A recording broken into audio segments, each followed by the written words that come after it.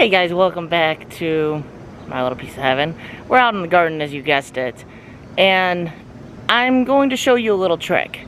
Did you know that you can reroot or clone your cucumber plants just like you can with tomatoes? Maybe you didn't even know about tomatoes, but you can reroot cucumber plants. So I was going to show you how you would go about doing that. Why would you do that? Well, you can save money on seeds. You can do succession planting throughout the season. Or a lot of times by June, July, you're dealing with issues like vine borers and squash bugs because they'll go after your cucumber plants as well.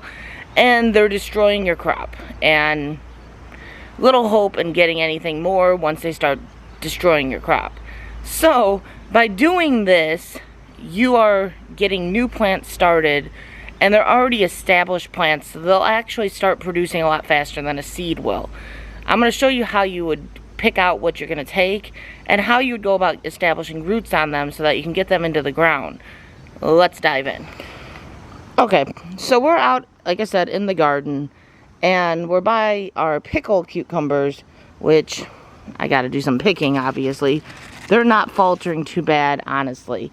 But to be on the safe side, it's not a bad idea to start a couple suckers anyway. Pruning wise, you should be pruning them off, but I don't normally do that. So how do you know what a sucker is? A sucker would be this. You know how this is the sun leaf right here, the big broad leaf, that's the sun leaf. The leaf that comes off of that growth, there's that elbow that goes in between the two. There's usually flowers in between it as well, as you can see there. And then you'll get this leaf that's got the tendrils, and it's got another sun leaf on it, and then that. That would be your sucker. So you can kind of see the difference. You got a little bit more intricate. It's got flowers, it's got everything on this piece than it does with this piece. So you can cut right at the elbow, and then you're going to put that into water. You want to keep it out of direct sun, so you want to kind of keep it inside the, put the water kind of in your leaves of your cucumber plant, so it's not in direct sunlight. It does better that way, and it'll take usually about 5 to 14 days, depending, to get your roots. Once the roots established, you can actually get it into the ground. But let me grab my mason jars with the water, and we're going to take some clippings off of these plants. We're going to try to get some roots going on them and see if we can establish a couple new plants. So we are at our pickling plant. I just cut a lot of the ones off that I thought were in good shape. But you are looking for your suckers. This one is in pretty good shape. It doesn't really have much of a struggle going on. It's producing really good still. But why not at least get one sucker off of it so you can continue getting production if things go wrong. So here you see it's got the sun leaf, and then it's got the secondary sun leaf and the trindles going off of it.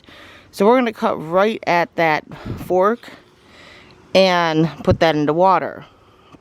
There's no flowers already on it. It's a healthy piece, so I got to cut and try to record at the same time.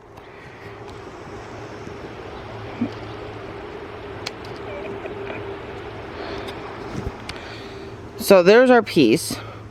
We're just going to put that straight into just regular water. I got the mason jars down there with water in them.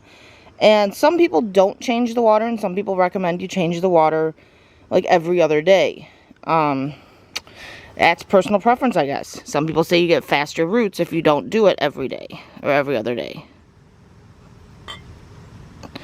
My trindle is like, no. So now, the worst part about this is I don't have small jars, and it's falling in. So I'm going to have to try to figure out a way of rigging this so it does not fall into my jar, because you don't want it just submerged like that.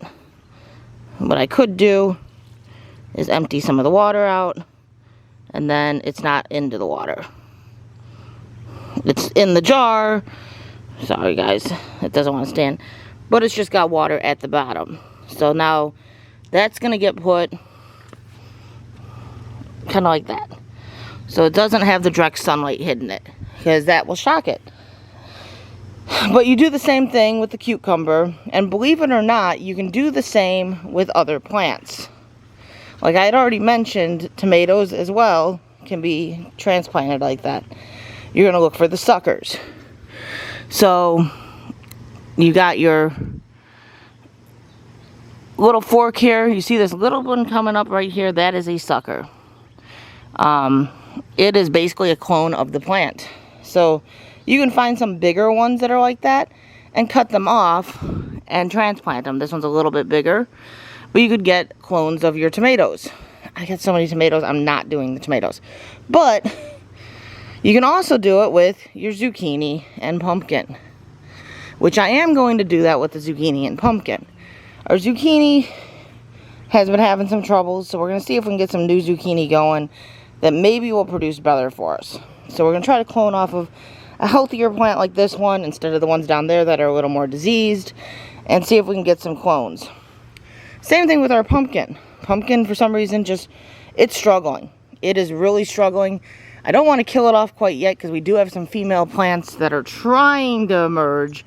But I'm thinking we're going to take a couple clones like this one here off of it and see if we can get a couple pumpkin plants started and maybe get a couple new plants that might do better.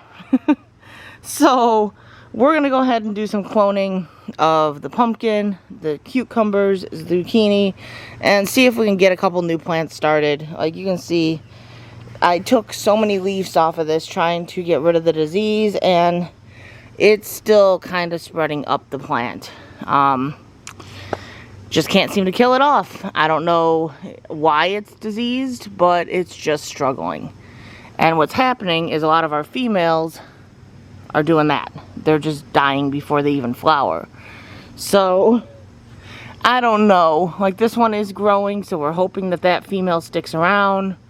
But we've lost a couple females to that exact thing that I just showed. See how that one is starting to turn yellow?